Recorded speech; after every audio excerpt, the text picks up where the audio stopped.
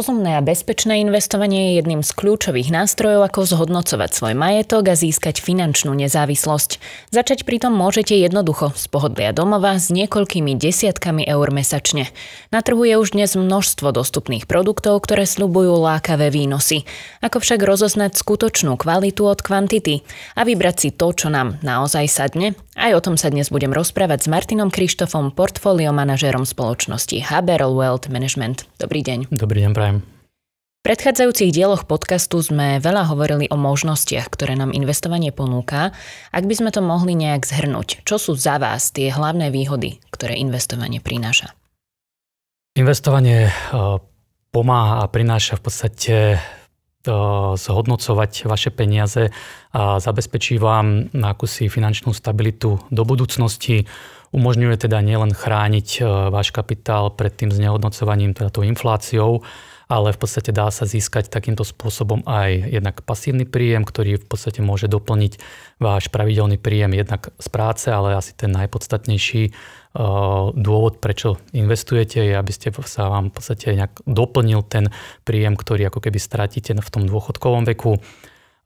Dávam vám samozrejme aj možnosť dosiahnuť vaše finančné ciele, ako je napríklad kúpanie nehnuteľností, financovanie vzdelania pre deti, alebo v podstate zabezpečiť sa práve na ten spomínaný dôchodok.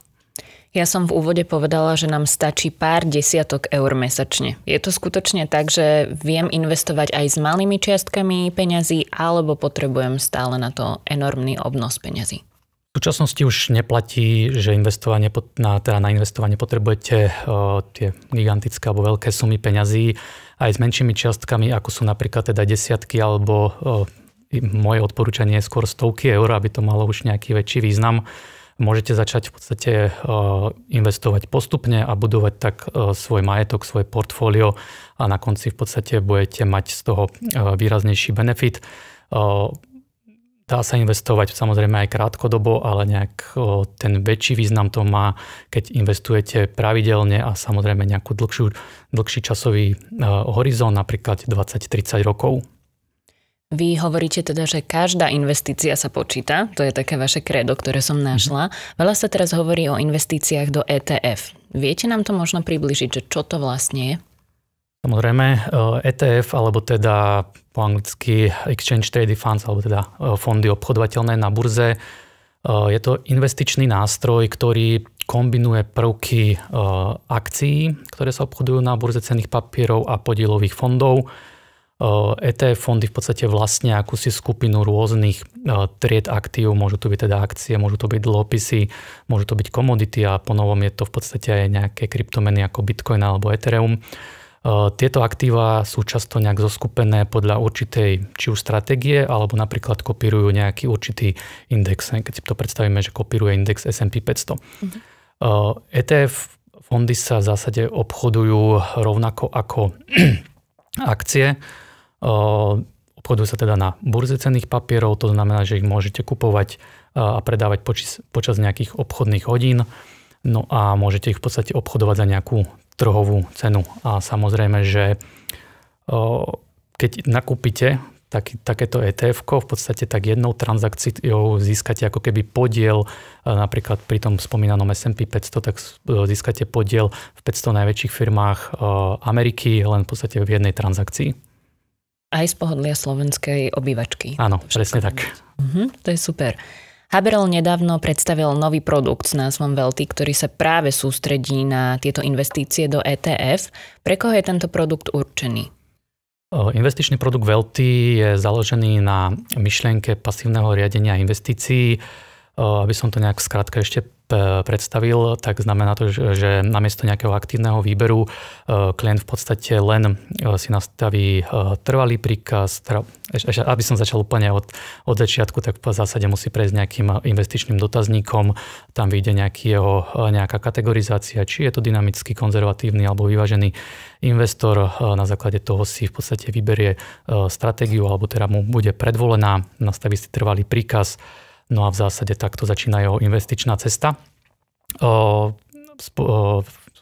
Vo firme Haberl sme v zásade chceli ponúknuť produkt, ktorý je dostupný pre najširšiu verejnosť. No a týmto pádom sme sa v podstate rozhodli, že investovať sa dá už aj od tých nízkych súm a v zásade preto sme zvolili cenový najnižší limit 20 eur. Samozrejme, že dá sa aj od 10, ale myslím si, že tento 20 eurový limit najnižšej investície má už v dnešnom svete oveľa väčší význam, ako keby si niekto napríklad sporil tých 10 eur. Dobre, to ste mi dali veľa informácií v jednom balíku. Poďme si to rozobrať trošku na drobné. Hovorili ste pasívny, konzervatívny a nejaký aktívny investor. Čo to znamená? Začnem teda rozdiel medzi tými aktívnymi a pasívnymi investíciami. Tak keď si to pozrieme najprv na tie aktívne, tak tam v zásade za tým aktívnym spravovaním investícií vždy stojí nejaký portfólio manažer, ktorý robí aktívne rozhodnutia podľa nejakých kritérií. Napríklad má nejaký balíček kritérií, ktoré musia napríklad tie akcie spĺňať, či už je to, ja neviem, nejaká trhová kapitalizácia, nejaká výkonnosť, alebo musí dosahovať taký rast tržieb medziročný alebo zisku a tak ďalej. Toto sú len nejaké základné veci. Na základe týchto informácií sa on rozhoduje a v podstate upravuje nejak tú stratégiu. V podstate je to aktívny nákup, predaj v rámci takéhoto investičného produktu. Na rozdiel od toho pasívneho, tam v zásade tá aktívna správa výrazne teda odpadá a teda pri tomto pasívnom investovaní sa tá investícia nesnaží ako keby prekonať trh, ale snaží sa sledovať výkonnosť trhu. Nie ho teda prekonať. Investori v podstate tak dosahujú tie trhové výnosy, ktoré už asi ako vieme zo rôznych poučiek a z rôznych všetkých internetových zdrojov, že to je niekde v priemere okolo tých 7 až 10% ročne pri tom 100% akciovom portfóliu. A ako teda zistím, či som ja napríklad dynamický, pasívny alebo konzervatívny investor, lebo aj toto ste spomínali, ale ako to vedia ľudia možno nejak odhadnúť? Toto akože bežne to ľudia akože neodhadnú. Na to slúži investičný dotazník, ktorým si každý potenciálny klient musí prejsť, musí ho vyplniť a na základe jeho odpovedí v podstate systém vyhodnotí, že akú mieru rizika dokáže podstúpiť tento klient, no a na základe toho mu je akože odporúčená takáto stratégia. Samozrejme, že ak klient napríklad vyjde dynamicky, to znamená, že má tú najrizikovejšiu zložku v najväčšej miere zastúpenú, tak ten má ako keby najviac možností si vybrať, lebo on si môže napríklad vybrať aj tú menej rizikovú, ale ten, ktorý vyjde napríklad konzervatívny, ten si nemôže vybrať tú viac rizikovú investíciu. Ja som si teda pozerala o tomto produkte niečo a na vašej web stránke som našla, že môžete tento produkt využiť napríklad pre vytváranie finančnej rezervy, sporenia pre deti či na dôchodok, kúpu nehnuteľnosti či budovania majetku. To je naozaj široký záber. Ako to funguje u vás? Myslím, že ste v tejto otázke aj povedali všetko, že na čo to slúži, ale je to teda hlavne na to dlhodobé investovanie, aby si naozaj ľudia vytvorili nejaký ten svoj budget do budúcnosti. Asi by som to nejako tak kategorizoval, čím menej rizikovejšie to portfólio je, to znamená, že čím viac tam má zastúpených tých konzervatívnych zložiek, ako sú napríklad tie dlhopisy, tak tým je mu akože odporúčaný ten kratší investičný horizont, že potrebuje si uložiť na nejaké peniaze, chce tam mať nejaký rozumný výnos, napríklad na 1 až 3 roky, dá si to napríklad do toho konzervatívneho portfólia a v podstate je tam veľká pravdepodobnosť, že tá investícia aj za toto obdobie bude mať nejaký kladný prírastok. Samozrejme, ako hovoríme už o tých dynamických portfóliách, čo je napríklad 100% akcie a 0% dlhopisy, tak tam už sa naozaj odporúča 10 a viac rokov toho investičného horizontu. Dá sa v podstate tento, tak ako ste spomínali, to využiť potom na rôzne ciele, či už je to dôchodok, to je samozrejme na tých 10 a viac rokov. Dá sa v podstate aj začať sporiť tým deťom, hej, keď sa v podstate už hneď narodia, dá sa im vytvoriť účet detský a takto im v podstate odkladať všetky peniaze, ktoré im starí rodičia alebo krstní rodičia dávajú na nejaké sviatky a takto im v podstate budovať pekný nejaký balík peňazí napríklad na 18 alebo po dokončení vysokej školy. Čo podľa vás tento produkt odlišuje od iných, ktoré možno dneska máme už dostupné na trhu? Produkt Wealthy sa odlišuje od iných hlavne tou jednoduchosťou, veľmi nízkymi nákladmi. Pristúpili sme v podstate k takému kroku, že investovanie na prvý rok ponúkame úplne zdarma, čiže nie sú tam žiadne skryté poplatky, nie je tam žiadny poplatok ani za správu, ani za nákup, ani za vklad. Proste je to naozaj za prvý rok, je to zdarma. Veľkú výhodu má to, že sa to dá založiť úplne online, dá sa to správovať v podstate buď z webového rozhrania toho online účtu alebo z mobilnej aplikácie. Ponúka vysokú likviditu, čiže peniaze máte naozaj dostupné vo veľmi rýchlom čase, zadáte výber a dajme tomu, že plus minus do týždňa, do 7 pracovných dní, aby som to nejak upresnil, tak viete mať peniaze tým, že sú tu v podstate tie ETF fondy, ktoré sú naozaj vysoko likvidné, tak to viete mať na účte za takýchto pár dní. Hovorili ste o tom, že teda minimálny vklad, dajme tomu 20 eur mesačne a tiež ste hovorili, že aj konzervatívny investor, ktorý by si dajme tomu šetril doma v ponožke peniaze, lebo je až tak veľmi konzervatívny, ak sa rozhodne pre nejaký konzervatívny dlhopis, tak môže na tých peniazoch, ktoré by si inak sporil, získať viac, ako keby ich dal napríklad do banky. O akých výnosoch sa tu celkovo bavíme? Bavíme sa tu v podstate o výnosoch pri tých konzervatívnych okolo nejakých 3-4%, do tých dynamických nejak okolo 7 až 10. Samozrejme záleží od toho, v akom období človek ako keby začne investovať, ale toto sú nejaké priemerné historické hodnoty. Mám tu v podstate aj nejaké čísla, ktoré ukazujú, že asi najdôležitejšia veličina pri začiatku investovania je ten vek. Čiže čím skôr začnete, tým v podstate viac budete mať napríklad práve v tom dôchodku. Ak by som sa teda vrátil k tomu, že ak by sme to porovnali s nejakým produktom dlhodobým priemerom, čo sa v podstate ponúka napríklad nejaký úrok v banke, to je, dajme tomu, že to je 1%, aj to pri najlepšom, pokiaľ sa nechcete úplne zaviazať na nejaký dlhší čas, tak ak začnete investovať napríklad 200 eur mesačne, keď máte 20 rokov, tak v 60 rokoch, čiže po 40 rokoch investičného horizontu, ak budete vkladať teda týchto 200 eur mesačne, 12 mesiacov v roku, 40 rokov, tak máte v podstate navkladaných 96 000. No a hodnota v podstate pri len 7% zhodnotení ročne v priemernom by bola nejakých 512 000 eur. Čiže z 96 000 bude až 512. Naproti tomu, ak by ste takto v podstate peniaze pri tom lepšom, pri tej lepšej variante mali napríklad uložené v banke, tak rovnaké parametre, rovnako vkladáte 200 eur pri 1% úroku v banke, tak by ste mali na konci obdobia nejakých 118 000 len. Čiže 512 alebo 118 zásadný rozdiel. Je to zásadný rozdiel. Na vašej web stránke som našla aj to, že v rámci Wealthy ponúkate teda ľuďom, že im aj pripravíte portfólio na mieru. Teda už v závislosti od toho, či sú tí konzervatívni alebo dynamickí investori. Ako funguje tá vaša starostlivosť o klientov v tomto smere? Hovorili ste o tom dotazníku, ale čo ešte? Ako si zistíte, čo presne potrebujú? V zásade tento investičný dotazník spĺňa všetky potrebné informácie, ktoré my ako keby potrebujeme vedieť. Všetko je plne automatizované, čiže nie je tam nejaký ten ľudský faktor, ktorý môže na konci toho celého procesu spraviť chybu.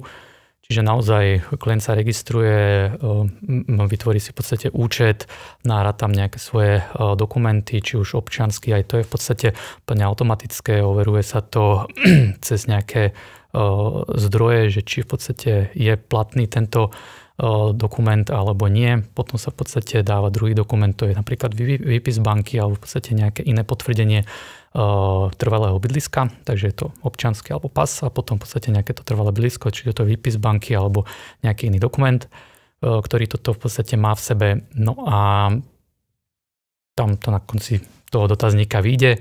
No a tam je mu teda, ako som už spomínal, odporúčané, že ste dynamickí, ale môžete si vybrať, ste vyvážení, ale môžete si vybrať aj konzervatívne, ale keď už vidíte ako konzervatívny, tak v zásade tam už nemáte veľmi na výber. Nej. Samozrejme, že pre tých dynamických investorov sa počíta s tým, že oni asi budú mať nejaký ten dlhší časový investičný horizont, čiže 10 rokov plus.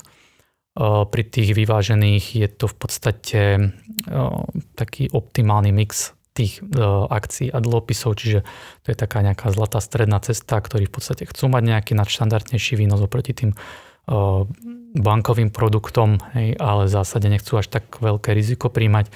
tie konzervatívne portfólia obsahujú väčší podiel teda dlhopisov, sú určené v zásade pre klientov, ktorí majú nižšiu alebo teda až nízku toleranciu voči riziku a majú hlavne teda nižší ten investičný horizont. Dobre, ak by som bola konzervatívny investor a na 10 rokov by som si teda vybrala nejakú investíciu, ja vás môžem aj nejak kontaktovať v rámci toho, že mám teda nejakú apku, predpokladám, že všetko je to teda online a viem sa na vás aj obrátiť, ak mi niečo bude napríklad nejasné alebo čokoľvek podobné? Samozrejme, môžete využiť nejaké telefónne číslo na zákaznícku podporu, ktorá je v zásade dostupná v tých normálnych bežných pracovných hodinách.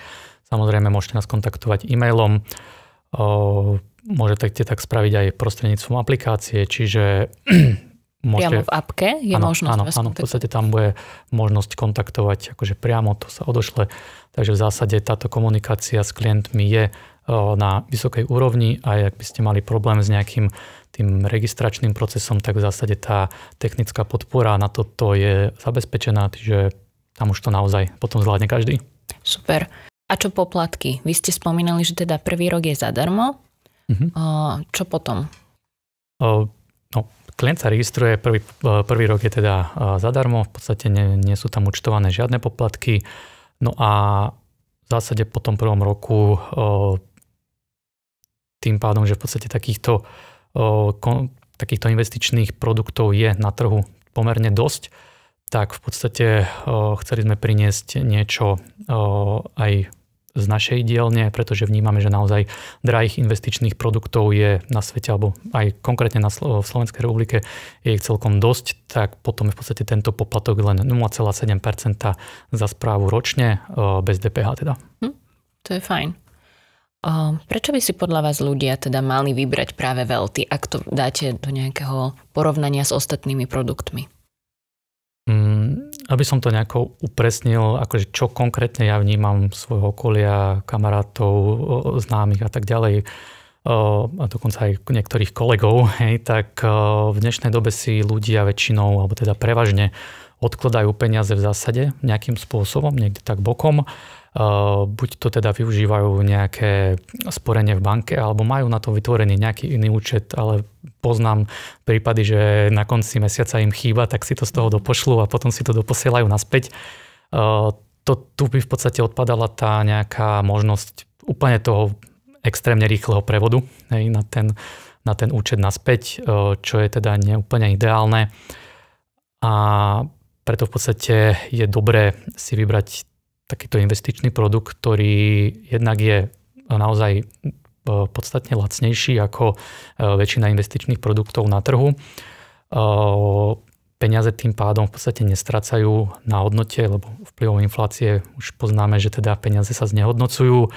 No a takto v zásade aj z tej malej sumy mesačne vedia nasporiť časom naozaj veľmi slušné sumy, ktoré prekvapia, myslím si, že každého. Ide v zásade o ten prvý krok. Verím tomu, že nie všetci ľudia tomu úplne na začiatku hneď veria, kde posielajú peniaze, čo sa s nimi robí a tak ďalej. Ale nech si to proste skúsia len s nejakými 50-100 eurami. Nech to tam nechajú kľudne, ja neviem, nejaký mesiac, dva a potom naozaj uvidia, že tam tie výnosy budú plynúť samozrejme aj v nejakých prípadoch poklesu. Zoberte si, keby prišiel nejaký pokles aj 10% alebo 5%, to je jedno, tak z tých 100 eur to bude 5 eur alebo 10 eur. Hej. Takže naozaj vtedy vieme už ako skúsení investori klientov upokojiť, že naozaj takéto situácie sa potom dajú využiť na tie mimoriadne vklady, potom, že v zásade ten rastový potenciál je v takýchto prípadoch ešte oveľa vyšší. Čiže začať v maličkom nie je vôbec hanba, by sme sa mohli takto aj zhodnúť. Presne tak. Super. O možnostiach, ktoré investovanie ponúka, som sa rozprávala s Martinom Krištofom, portfólio manažerom spoločnosti Haberl Wealth Management. Ďakujem vám. Ďakujem, Maja.